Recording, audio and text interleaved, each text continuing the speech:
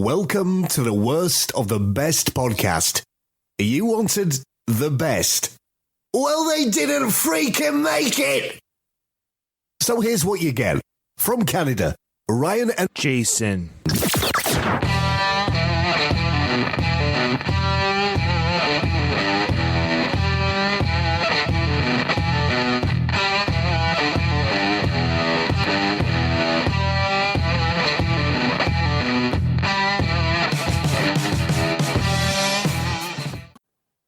Welcome to another episode of the Worst of the Best podcast. I'm your host, and with me today, of course, is Jason, my brother. Jason, how you doing today?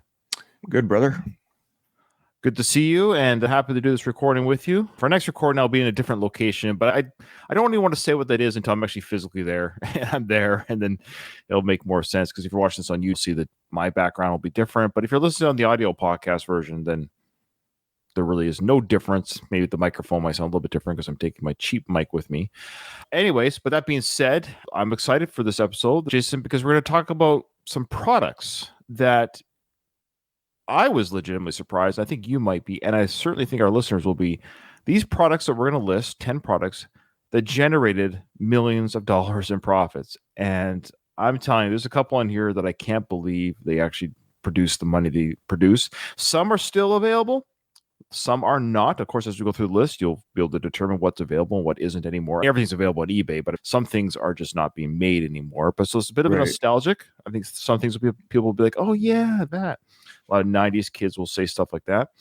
So I'm excited for this. So again, these are surprising products that generated millions in profit. Jason, hitting the jackpot with $1 million idea isn't an everyday thing. I don't know if you ever have heard of the reality show called Shark Tank. Oh, yeah. That's exactly what they're going for. These are people who have these ideas, and there have been some really fun products, innovative products, but then you see some of them like, oof, and the sharks really let them have it with their opinions of those products. But everyone thinks they've got that product, or everyone hopes that they have that product that's going to be $1 million idea. But not everyone gets that lucky break. So going back to Shark Tank, is there a product on Shark Tank that you're aware of that you've used or seen available that was originally from Shark Tank? I'd have to do some digging. I know there have been truly successful stories from that are legitimate companies right now. So yes, there are products that people have pitched on that show, and they are now millionaires and or like very successful business operators. So I know that is a thing. I'd have to do some digging on that. We could even maybe one day do an episode on the top 10 successful Shark Tank products out there, maybe, and then pick the worst one of those.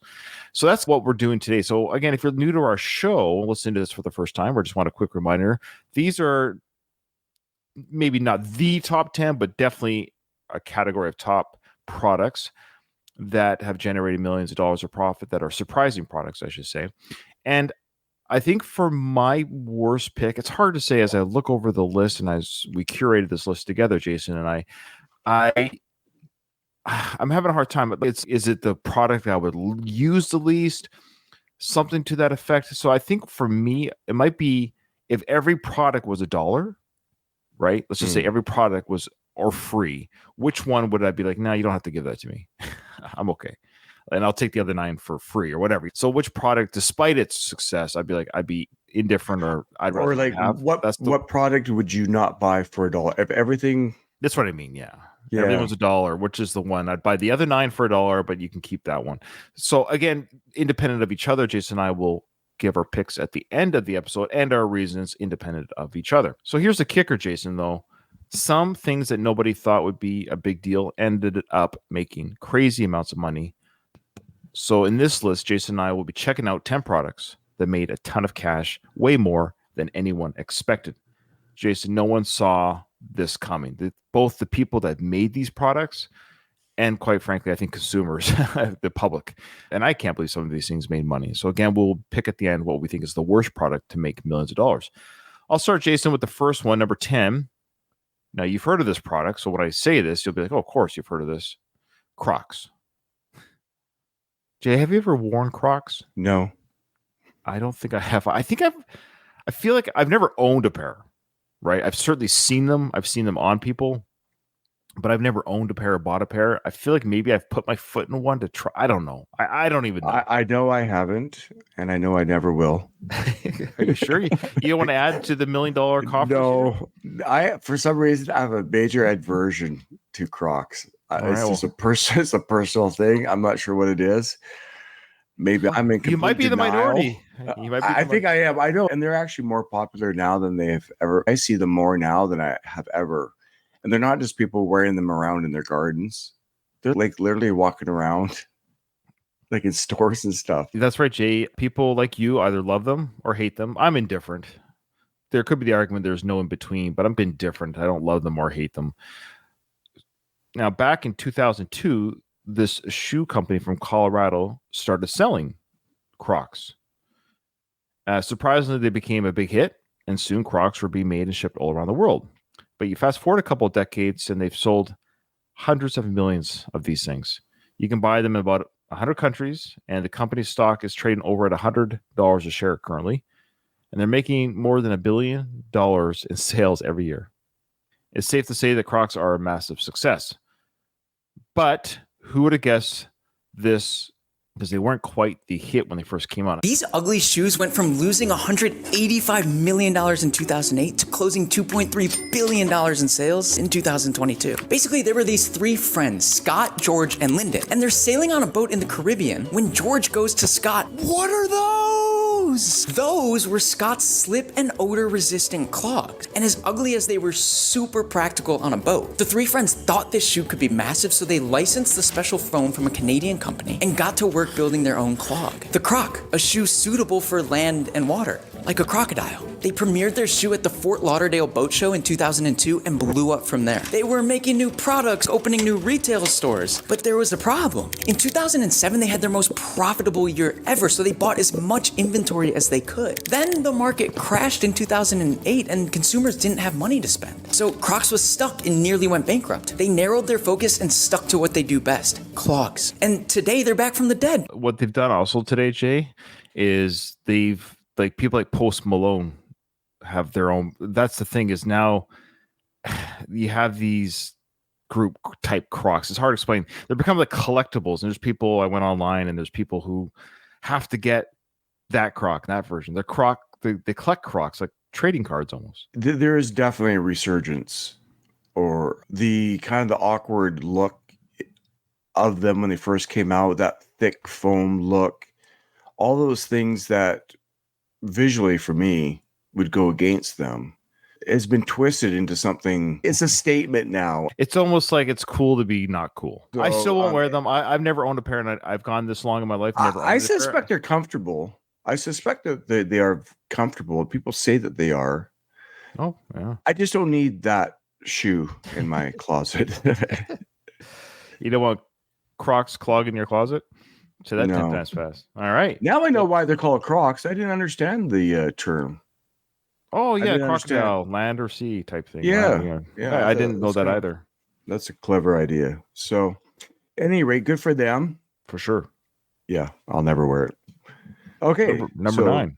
All right, picture this. Koosh balls. Those funky, rubbery balls burst onto the scene in the late 80s thanks to a small toy company called Odds On. Against all expectations, these weird balls became a hit with kids in the 80s and then rolled right into the hearts of 90s kids. Parents loved them too because they were softer than regular balls.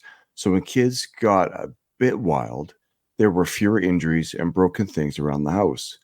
By the mid-90s, you could snag a Koosh ball for about $5. Well, they became a must-have in almost every American household during that decade. If you're a 90s kid, you probably had a bunch of these lying around. Now, did we? I don't ever recall having these. No, Do you, Ryan? Yeah. No, they were big in the 90s. So, of course, in the 90s, you have to remember we're a little bit older. So we weren't playing with balls in the 90s. We, like, let's say, in 1995, for example, let's say mid-90s, I was already 20 and you were 22. Yeah. So, yeah, we weren't playing with Koosh balls. But you've seen the product, right? You see what they look like. So I've held a Koosh ball in my hand and I've played with the Koosh ball. This is because you have those elastic band stringy things. Yeah. And so I pull on them all the time. So I've done that. but I've never purchased one. I definitely have seen one, and I know they were big, but I didn't realize they made millions. Yeah. Hasbro, the big toy company, saw how popular koosh balls were and wanted in on the action. So in 97, they dropped a cool $100 million to buy the balls from the small odds-on company. Not only that, but they scooped up the whole Oddsball brand. A year later, a company in New Jersey called Russ Berry and Company grabbed Odds On and all its goodies for another $30 million. A big payday for such a small company. Yeah, and making rubber ball. Like so basically, for our listeners who might not know, it's a squishy ball. Like it has that kind of and then it's got a weird texture, right? And then it has these rubber bands that stick all around it to make it like a koosh for our YouTube watchers, but also for our audio listeners. Here's some explanation about the koosh ball. Koosh balls. First released in the late 80s, there was a period in the 90s when it seemed like koosh balls were everywhere. Comprised of approximately 2,000 natural rubber filaments, these soft, squishy balls were easy to catch and sort of the 90s version of a modern fidget toy. While the initial media reaction was that of mockery, by 1994, more than 50 million koosh balls had been sold, and the original inventor sold the rights to Hasbro. They were also featured prominently on The Rosie O'Donnell Show, where they were frequently shot into the crowd with the help of the fling shot accessory. In addition to a host of spin-off versions of the toys, there was even a short-lived Kooshkins comic book that featured 6 anthropomorphic koosh balls that looked like they could be related to the Fraggles from Fraggle Rock. All right, so you go. Koosh balls. You got their own comic strip for a while there, but no, I know. Yeah. I think my kids had them. We bought them. Oh, maybe that's where we saw them. Maybe that's where I saw them as an adult. Is you bought them for your kids in the late 90s. And apparently, the reason why it's called Koosh Ball 2, I saw during my research as well, was apparently when you flop it in your hand and bounce it in your hand, it makes a koosh sound. Apparently, is the idea. How do you bounce it, Ryan? You bounce in your hand. You cup in your hand like this, and just bounce it. It fits perfectly, eh? It fits perfectly in your hand, into the palm of your hand. All right. Now, this one everyone knows. Slinky, okay? It's that stretchy, bouncy coil. We all play with it as kids, every one of us. Now, here's the wild part. Most people might not know this. Maybe a few of you do, but it wasn't planned to be a toy at all. It was back in the 40s. A guy named Richard James was working on a project to secure war-related stuff on ships, and he wanted to help out with the war and make shipping stuff easier. And guess what? Along the way, he accidentally created the Slinky. So legend has it, when the Slinky hit a Philadelphia store just before Christmas in 1945, it sold out in less than an hour. Boom. It became a huge hit all over the country. Now, fast forward nearly 7 decades, they've sold hundreds of millions of Slinkies around the world. It even got into the Toy Hall of Fame in the year 2000. That's not very bad for a accidental invention. But here's the cool part, Jay. Those bouncy coils earned the makers around $3 billion. And get this, in the last 10 years, the company behind it, which is called Poof Slinky, has gone all in on making more Slinkies. They're making a comeback. And they continue to rock the children's toy scene once again. Now, for nostalgic's sake, Jason, I thought this is definitely a commercial that you and I saw when we were kids. So when I play this commercial for you, this is a surprise for Jason. I already know it. you could probably sing along the song. Yes, I already know it. Okay. It's Slinky for fun, it's a wonderful toy.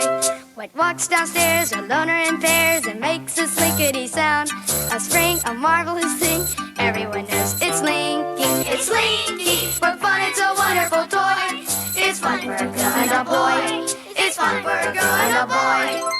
I love how they reiterate it's fun for a girl and a boy. I'm seeing the same thing. This commercial will be canceled today. Yeah, you couldn't. You literally couldn't. The poor innocent Slinky song would be canceled today. Fun for everyone. That's what it's fun for everyone. It's fun for everyone. Anyway. I loved the Slinky. How simple was our childhood when this was a toy that you actually really wanted? Yeah, oh yeah.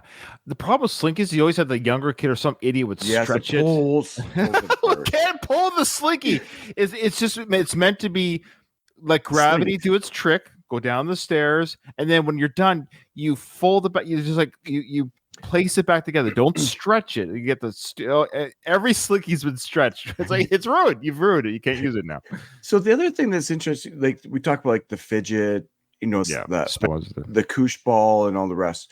All these are just like the things that, and then in the commercial, you're seeing the kids bounce it between their hands. Like they just, all these kind of like just tactile experiences that keep our mind and our hands occupied. And for whatever reason, it seems like that's a recipe for success in a lot of these things that we have talked about or can visualize from our past. I didn't realize that Slinky went back to the 1940s. Yeah. So it was already around for 30 years. I remember pushing it down a particular stairs, like I can visualize myself playing with the Slinky, going down a particular set of stairs growing up. Yeah, it's been around not only our whole lifetime, of course, but almost a half a lifetime before that. Yeah. So that's cool. Yeah, I love it. Great toy. That definitely is not really a spoiler, but you can tell that won't be our worst pick. I think Slinky is one of the greatest inventions ever. Okay. Jay, you got the next one. Who doesn't remember the Furby? Yeah, another 90s toy, yeah. Back in the 90s, Furby dolls were all the rage. Just in 1998, Hasbro sold a whopping 2 million of these plush kind weird creatures with eyes that seemed to follow you everywhere. Kids all over America went crazy for them, especially as the internet age was just kicking off. Then a year after their debut, Hasbro unleashed another wave of Furby mania, sending out over 14 million more dolls and making a ton of money in the process. Wow. Let's be honest. Furby dolls were a bit odd looking. Even do you remember what they looked like before? Yeah, I do. Yeah, they're bird-like, almost like bird-like creatures or something. Yeah. And it's weird that people would create these things in an effort to think that they would be successful. Even the big shots at Hasbro were scratching their heads, wondering why kids and teens across the U.S. were so into them. But surprise, Furby fans particularly cleared the shelves, turning these plush toys into instant collector items. During the heyday in the late 90s, Furby dolls sold over $25 each, and shrewd fans were making extra bucks reselling them. Yeah, always the case. Always the case. That's how you do it. Yeah, supply and demand. That's what it works. That's what capitalism is. Sure, the resale didn't exactly help Hasbro's pockets, but the initial craze was all they needed. In those first few years when Furby was must-have, Hasbro raked in over $500 million in annual revenue, with Furby being a major money spinner for them. Yeah, for sure. All right, so a little bit of a reminder here, Jay. Not nostalgic for me or you, because again, we were already adults or young adults when the Furby craze kicked in. But I remember this. Did you buy any Furbies for your kids though in the 90s? Like, no. But here's a commercial though, Jay. This is what was airing at the time when the Furby craze hit. This will remind you what this creature does. What's that? It's my Furby. Furby loves you, lavender. Are you sure that's the Furby talking? Just for the record, that was the Furby talking, not the kids. Noodle, play games, peek-a-bab, and love you back. Uh-oh, achoo. Your Furby sneezed, achoo, and gave mine a cold. It passed COVID. It's the Furby COVID edition. Furby loves you, lavender. Me love you really. So their ears moved around more than I thought. I didn't realize their ears. I don't remember them being so mechanical. Yeah. This must be like a version 2.0 or something. Was this the very first? The second year, because they did the first year they did 2 million, the second year they did 14. This might be but still, there you go. It's I get it. I get why this would have been a bit of a craze. You have this animatronic type creature responding to your commands and touches, and giggles, and oh boy, and suggestions. That's right. All right, number 6. Before I researched, did you ever hear of Billy Bob Teeth? No. Now, I'll explain this to our listeners, and so they understand what these are. Had you? No, but I mean, once you see it or hear about them, I guess they had to have a name. Right. It had to be, okay, so get this, Jay. Billy Bob Teeth, those fake, rotten-looking chompers, they started as a gag gift idea. The company behind it, also named Billy Bob Teeth, figured they would just have a little fun with it. These aren't your regular fake teeth, okay? They're designed to make your real teeth look messed up. You pop them in, give an unsuspecting friend a grin, and watch them freak out. That's the whole deal. But here's the kicker. This goofy business turned into a massive success.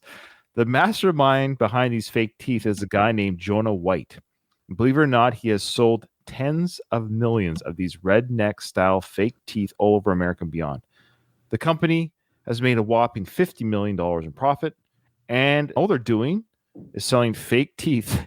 Give credit, Jay, where credit's due, though. Jonah White knows this whole thing is ridiculous. In fact, back in 2012, when a St. Louis magazine interviewed him, Jonah admitted that almost everyone thought he was crazy when he started this. Quote, 99% of the people told me I was a fool and I'd be out of business in no time, he said. But guess what? It became huge, and now he is laughing all the way to the bank. You know, these famous teeth, the hillbilly teeth we wore as kids, they make $20 million a year. Thanks to this guy, Jonah White. In 1994, he's lost. So he and his dad go out to their shed and start digging a cave. Jonah figured he would just live in the cave until he came up with his life's purpose. So one day he climbs out of his hidey hole with life's greatest epiphany. I'll sell novelty items. The only problem? He had no idea which novelty items to start selling. One day, Jonah's watching a college football game when this redneck comes up to him. Hi, you're Jonah White. I've heard so many awesome stories about you. Look, man, I don't mean to be rude, but did you go to the dentist at halftime for partial dentures? My Billy Bob teeth? You like them? Novels. He pawns the only thing he owns, a Springfield 45 handgun, for $400, their starting capital. The teeth went gangbusters, and today Jonah sells over 200 other gag items. So he's expanded his business beyond the teeth. So good for him. He's a gag business. He's like in probably googly eyes or crazy hair or humpback or Fake mustache and glasses. Jay, do you ever laugh when you see somebody wear fake teeth? Have you ever laughed? I don't think so. Oh my goodness, what happened to your teeth? Oh, they're fake. Okay. Come on. He's a multimillionaire. It's awesome. I wish I had that idea. I know. Imagine if you go back in time and just 3 or 4 years before he comes up with the idea, you just say, hey, I'm going to sell these fake teeth. And then, well, yeah, I'm sure there was a bit of luck or marketing and all that good stuff. But if you think about it, how many different odd and end items are there in the world? And there's a reason that they are there is because people are making money, whether it's a koosh ball, fake teeth, a crazy hat. Yo, what was that store that we grew up with? What was it called? In the mall. It had all just like weird. Oh, the crazy. I think it's a story. A crazy store. Oh, I don't know, but I know what you're talking about. Yes. What was the name of that store? Let us know, dear listeners who were born and raised in British Columbia. Yeah, there was a store that did that. That one store. The zany stuff. It was zany. Yeah. Like fake poo. Yeah, fart smells. Yeah, whoopee cushions, like stink bombs or whatever. Off-color jokes and gags, or like bumper stickers and stuff like that. Yeah. All right, Jay, you got the next one. Okay, so this is one we all are familiar with. Let's talk about the Chia Pets. Those quirky green sprout-growing figurines. They might not look like much, but for the past 50 years, they've been a gold mine for their inventor, Joseph Pettit, and his company, Joseph Enterprises. These do-it-yourself Chia Pets first hit shelves back in the 70s, and Joseph Pettit nailed the timing and marketing game. Chia Pets, along with other products like the Clapper, became infomercial legends on late-night TV. Even in the pre-internet era, the 70s and 80s, these goofy products went viral. Joseph Pettit sadly passed away in 2023 at the age of 91. But his legacy lives on through the Chia Pet. At its peak, his company was shipping around 500,000 items to customers every single year.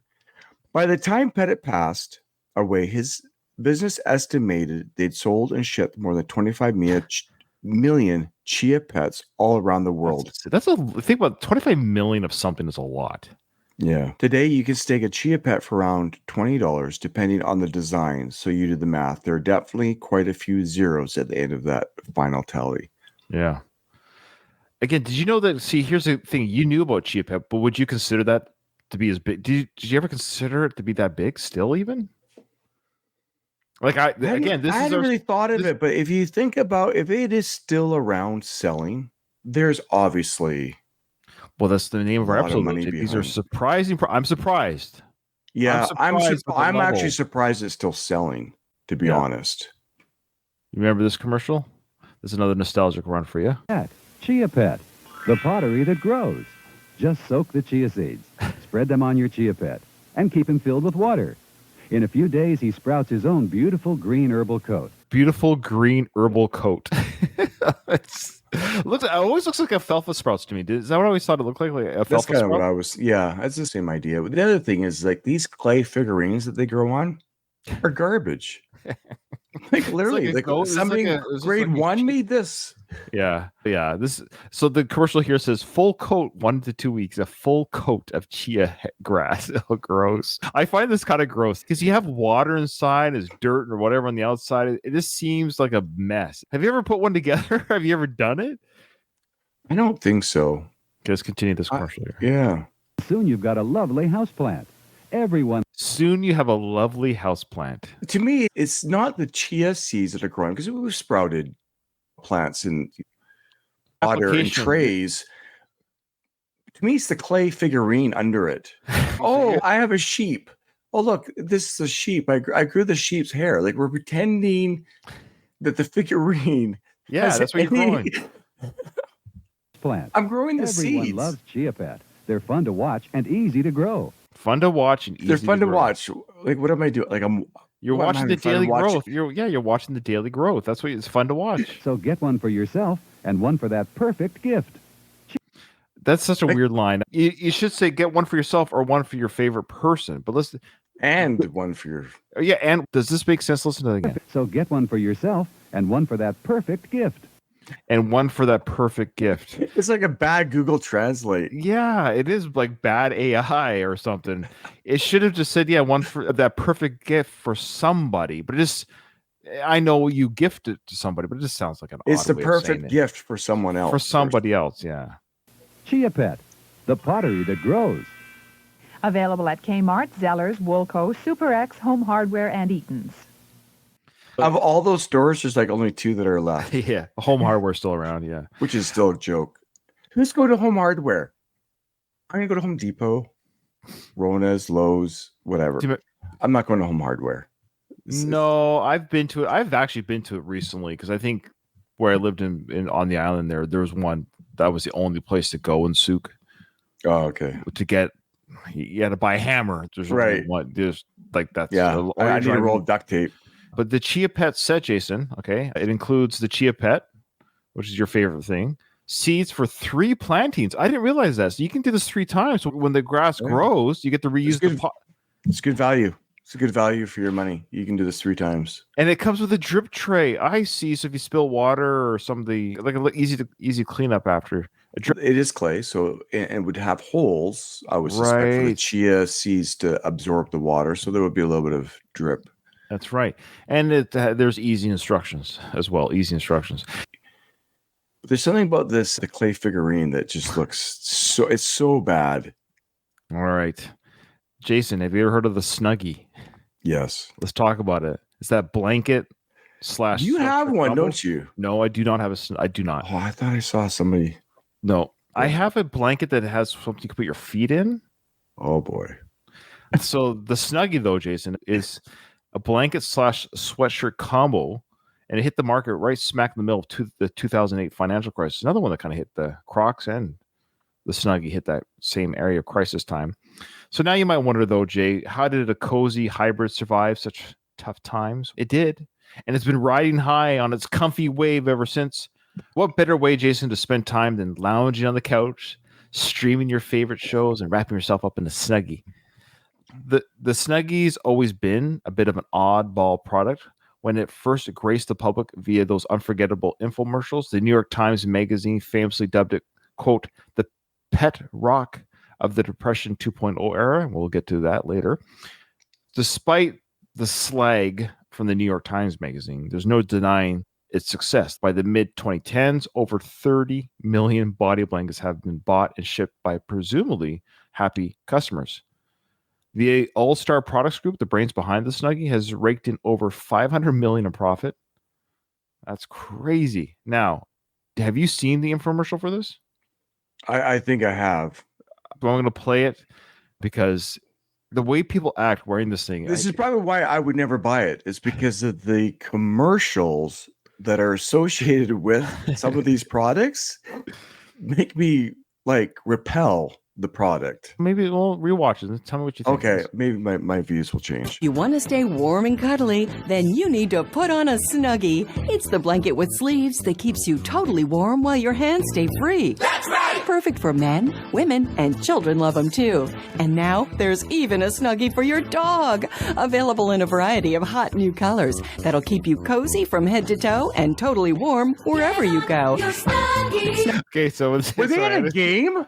Were they literally at a game? It looks like they're all wearing monk outfits. Doesn't it look like those monk cloaks or robes? Dude, and you're right. This is worse than I remember. This is honestly worse. They were at a movie theater? Yes, I was gonna say the old couple. So for our listeners, when they said for wherever you go, I'm gonna pause it. It was an old couple at the movie. Can you imagine this old couple wearing these at a theater? Cozy from head to toe and totally warm wherever you go. Look.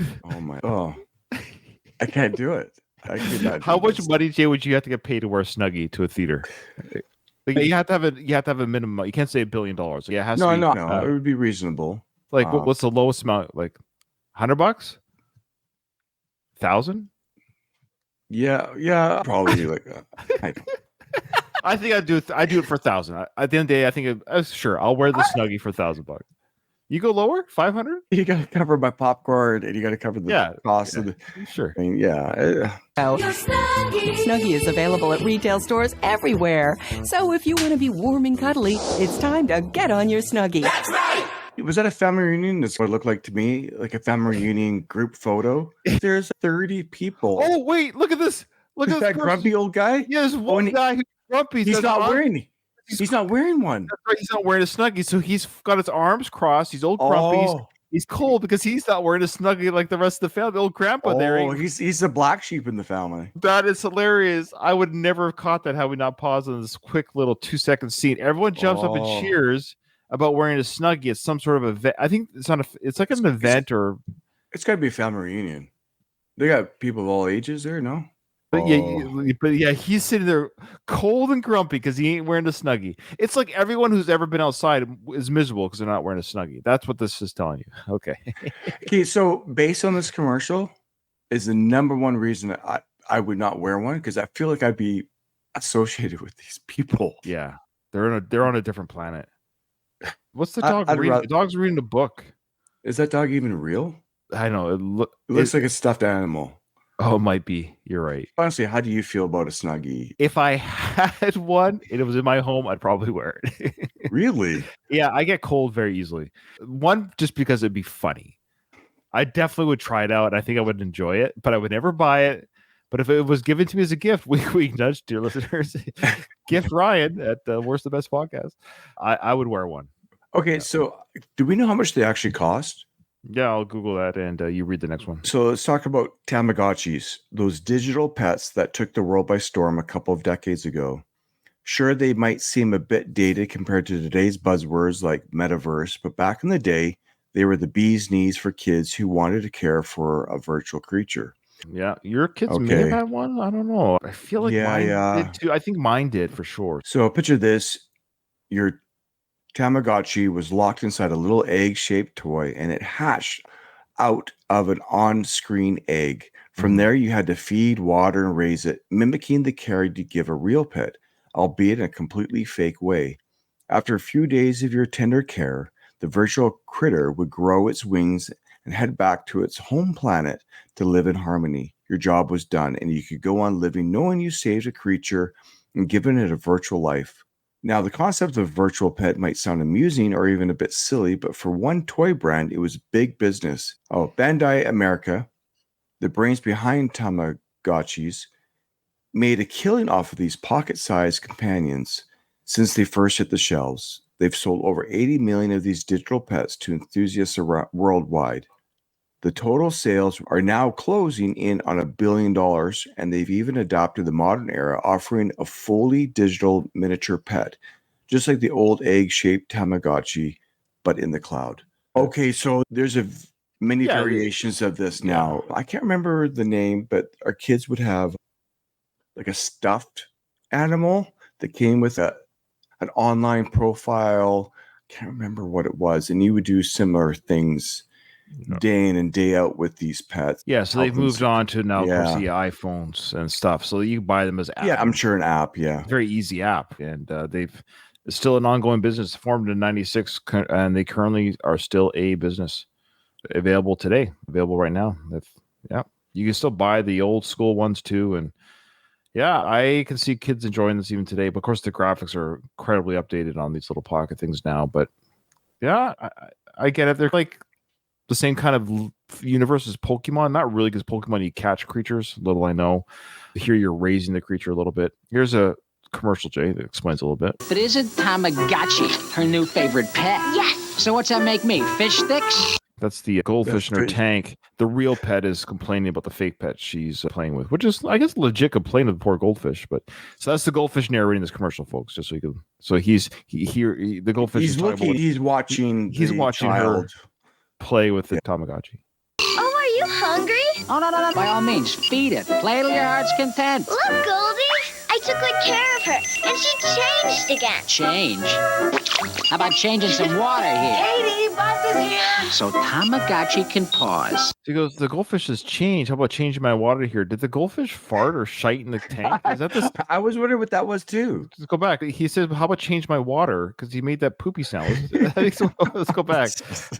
That's the best part of the commercial. How about changing some water? Oh, look at the fish tank water. Change. He farts so hard the water comes out the fish bowl. I never saw that. Watch. She changed again. Change. How about changing some water here? Katie, Bus is here. So Tamagotchi can pause. I can pause too. Want to see that again? Tamagotchi, the original virtual reality pet. Your care determines the pets you get. From Bandai. There you go. Bandai. Yep.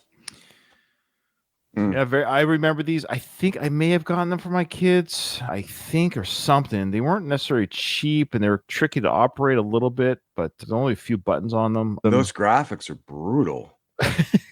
I'm not even sure what I'm even looking at. It's like little 5 pixels. It's funny. Like literally the Frogger watch when we were growing up, like in 1984, has better graphics than that. Like I said, they're updated now. So if you want to buy the product on your iPhone now, Jay, you can. Okay. Did you happen to find how much the Snuggies are? Yeah, I went to their Snuggie site, and they have a variety of different products. So you can have heated ones, electronic ones, but the average, like just buying the one that you throw over, is $25 per. It's literally a blanket with. Yeah, but they have different versions. They have plush ones. They have ones that, with like more of a softer, like the veneer. Wool. Yeah, and so you can have those fleece. Yeah, fleece ones, the totally soft type. And then you have electric ones you can plug in, and they got a whole gambit of they're still up and running, man. Yeah, absolutely. They're a business, and Tamagotchi is still a business that you can still go and buy stuff. All right, the next one is hinted at this with the previous one. Maybe we've already forgotten it, but the pet rock. Now, Jay, do you remember the pet rock phenomenon? Yeah, I do. Now, it was big when we were. I was young. You were just like 2 years old, and I was born the year it hit, but it became a thing that lasted into the 80s. So it was invented by a guy named Gary Ross Dahl. He was a marketing maestro because he invented this peculiar, let's be honest, utterly useless product. Most Americans, of course, knew that it was a bit absurd, but they couldn't help themselves but be entertained by its originality and quirky story. Dahl's genius move was pricing the pet rocks at just $4 each, cheap enough for people to buy and hand out as gag gifts. This kind of falls into that gag category because you can't just go to the garden, Jay, and get a rock and say, this is my pet rock. That wasn't the idea. You had to get it from the pet rock company because it came with stuff. It came with its own special cardboard box. It also came. I remember those boxes. Yeah. And it came with a manual, 36-page manual on how to care for the family's new pet. A rock was the best-selling gift of 1975, and you can't overlook its genius. The pet rock is considered one of the most viral products of the 20th century. You may think it was just an idiotic idea that caught on, but there was some next-level marketing involved. Gary Dahl came up with the idea after joking to his friends that he had a pet which required no attention at all because it was a rock. He took the joke a step further and proved how important packaging was. He didn't just stuff a rock in a box and sell it. He put the rock on a bed of straw paper in a box with breathable holes and included a 40-page pamphlet breaking down exactly how to care for your new pet rock, including a line referring to how trainable rocks are since they quickly learn how to sit, stay, and play dead. So that's very clever. This is amazing. Yeah. It's a psychology thing too of how we want to participate in the fad. Everyone else is absurd, but that's what makes it fun. This is absurd, but we all want to we all want to be a part of this. And I wonder, and I bet you this probably happened because they sold millions of these things, that there was some kid who got attached to the rock for real. Because we placed, think of the movie Castaway with Tom Hanks with the volleyball, right? Yeah. The inanimate object that you get attached to. But I bet you a kid got attached to their pet rock and lost it and freaked out. I bet you that happened back in the day. I bet you somebody lost their pet rock. Yeah. The trauma associated with losing your pet rock. Because you associate your own feelings to things. It's weird how we do that as humans. And the other thing is, Johnny got one. I want one because I want to be cool like Johnny. Yeah. And so we all want to be like associated with this. This people probably did like rock fights. Oh man. All right, cool. Awesome stuff. All right, Jay, you've got the last one. Okay, Beanie Babies. No list would be complete without a nod to the Beanie Babies. These tiny toys took the 1990s by storm with their value soaring throughout the decade. The rarest Beanie Babies were fetching hundreds, even thousands of dollars, as people believed their prices would only climb higher with time, especially for the most unique versions. I'm going to play this video. It's a couple minutes long, but These are the feet this craze is just, it's scary. of Beanie. They're just cute. Crazed. That's the new patty. Collectors. You ready? They've been waiting hours for Coach House gift store to open. I like the duck. We got 2 raccoons, 2 skunks, and 2 spiders. I see, you have to admit they're cute. Here's a quick lesson on this beanie craze. A company called Ty makes them, releases them with different names. They're all named after something, an animal, basically. They haven't done funguses. Then retires them one at a time. There's Snort, Seaweed, Jabberjake. When they're first released, you can get them for about $5 to $7. Once they retire, the value goes up. In 2 years, they're worth $245 and stuff. He's worth about $4,000. Meet Employee Bear and his owner, Joy Brizagella. A Beanie Baby collector resold it to her for about $400, and he ended up being worth about $4,000. To Joy, my tie-dyed Lizzie, I bet, is very much like a Mickey Mantle baseball card. And it's a social event. It's how she met good friend and fellow collector. I love them, and I'm obsessed. Debbie Sirstens. It's like going back into a second childhood. It can be an expensive second childhood. Debbie spent $1,800 on this hard-to-find bear. I wanted it so badly, and I wanted a good one. Beanie Baby values may explain tight security at the gift store we visited. Yeah, we got to keep everybody behind the line. Just in case beanie collectors get out of hand. I think a lot of people see them and see dollar signs. No trouble today. Every beanie crazy buyer, What can I get for you, young man? goes away content. people were buying these things. I guess they retire a certain line of Beanie Baby that, of course, marketing ploy because it's supply and demand. They take away the supply. Oh, this version of whatever is going to be limited. As we all know now, the Beanie Baby bubble eventually burst. Many found themselves stuck with bags of once prized toys, nowhere to sell and no one willing to buy. The trend faded, the toy market moved on, and today Beanie Babies are a nostalgic relic of the past. Those who dropped serious cash on single Beanie Baby dolls might not be laughing as hardly. I was thinking about that. Like you have to sell it within the craziness of that time period. Yeah. That lady at the end there with all those, she's literally, I don't want to bag on people that really enjoy the experience, and that's what you want to spend. There's things I spend money on that people wouldn't value either. Sure. But these, anyway, yeah. Yet amid the fallen Beanie Babies empire, there's one person who's certainly having the last laugh, Ty Warner, the billionaire mastermind behind the toy company responsible for Beanie Babies, was raking in hundreds of millions of dollars in profit each year during the craze. I feel like I've purchased one of those, something like I'm sure. but I didn't think anything of them. I didn't understand I had no idea there was a craze. I had I no didn't know it was a idea craze that either. Yeah. people would be waiting in line. I don't recall any of that. But can we just talk about some of the things that aren't on the list? What about Cabbage Patch Kids or the Those weren't Puppies or- surprises. I think the idea is those were big products. We like Cabbage Patch Kids. They were craze, but I think this list. A great question, Jay, and I think some of our listeners again. These are surprising products. I didn't realize, like Crocs, for example, they're in the billions of money. I had no idea they were that big. So these are things that I remember them, but I'm surprised about how much money they've given us. So there's a combination of that made that much money type stuff. For me, Cabbage Patch Kids would be in there too, because I'm most like, yeah, that's fair. What is it about these that made them? We could have made our list bigger. Yeah, come on. We could have done 11 or 12, but we try to keep it around 10. Yeah, fair enough. That's what I mean. It's not maybe the top 10 per se, so much as just these are 10 things. Yeah. It could easily be, I'm sure people could easily curate another 10 or something like that. Okay, so Jay, let's just go through this really quickly here. We'll pick our worst and why. We got Crocs, Koosh Balls, the Slinky, Furby, Billy Bob Teeth, Chia Pet, the Snuggie, Tamagotchi, the Pet Rock, and Beanie Babies. We'll do the criteria. Every one of these is worth $1, or you can buy each one of these for $1. The Tamagotchi, I would definitely just buy that for $1 for sure. So that's an easy one not to pick. I'll buy that for $1. Play with it for a bit. Which one is the one? Keep your $1. I don't want it. Which one would you? We have $9. You have 9. Yes, there you go. You have we $9. We have $9. There's 10 items. Which one are we not buying? Yeah, which one are you not buying? You have to leave on the shelf because you don't have enough money for it. There you go. Perfect way of saying it. Yeah, I have my answer. You got yours? I'm struggling on a couple. Oh, really? Mine's an easy pick right away. Really? Okay. Yeah. I'll go with mine then. Yeah. Mine's the teeth because I don't think that's funny.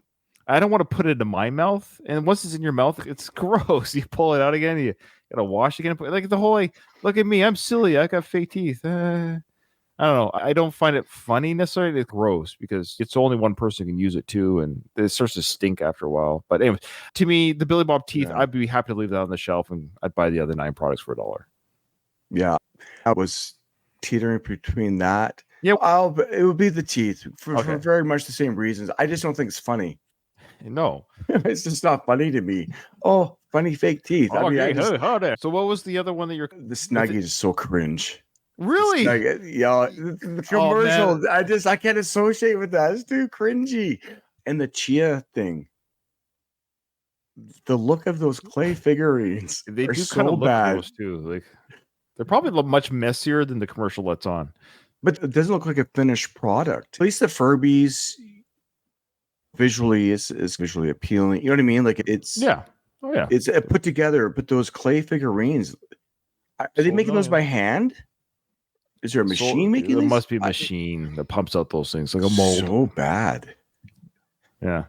Awesome stuff. All right. That was a fun episode. I hope everyone else enjoyed listening to it. Let us know which one you would not want to have your worst pick in the comments, or send us an email, or don't forget to rate us on iTunes, all that good stuff. We do appreciate it. It does help us, believe it or not, and lets us know you're listening. Remember, in front of every silver lining, there's a cloud. And today, again, another one where both Jason and I agree. It's the Billy Bob Teeth. Gator Productions.